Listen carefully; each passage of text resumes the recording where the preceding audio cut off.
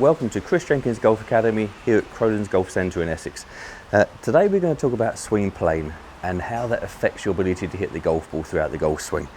I'm going to use these 3 alignment sticks. I've got one which is on the ground, which goes from the ball to the target and through as far as you can imagine, and the other way as well, going as far as you can imagine in that direction away from the target. I want to use the other one, just put that up against the grip, so it's following the line of the shaft. And so throughout the golf swing, ideally either this end of the shaft or the grip end of the shaft should point somewhere along this line. Okay, so what I mean by that is, if I sit up to the ball here, as I make the movement away, you can see that the club end of the shaft is pointing along that alignment stick on the ground.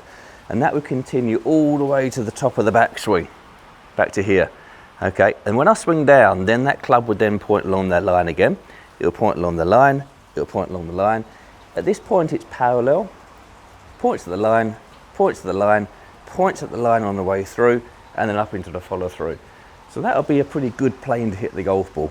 Now people struggle when they might get the club inside and off plane. Okay, so this is too flat, we call that too flat.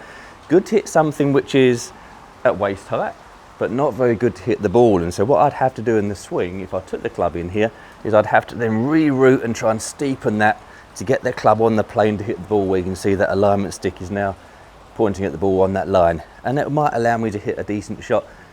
I might overdo it and the club will be outside, and then I'd end up topping it or pulling it or hitting a variety of different shots. You might see some players get the club up steep in the backswing. Okay, so yeah, you even get some players who get the shaft at this angle, but what they then have to do is that they then have to reroute and drop that onto a better plane. And if they do that, then they can hit great shots, and you see a lot of tour players doing that. But I wouldn't advise that so much if you're not able to hit a lot of shots and get your time in to achieve that movement as good as you possibly can. I hope you've enjoyed that video, just talking a bit about swing plane and what it is, how that affects your ability to hit the golf ball. If you like the video, make sure you subscribe, hit the bell to get notifications. Check out my website, chrisjenkinsgolf.com, where you can see lots of different options for coaching. We do remote coaching, one-on-one lessons and golf schools, and look forward to seeing you soon.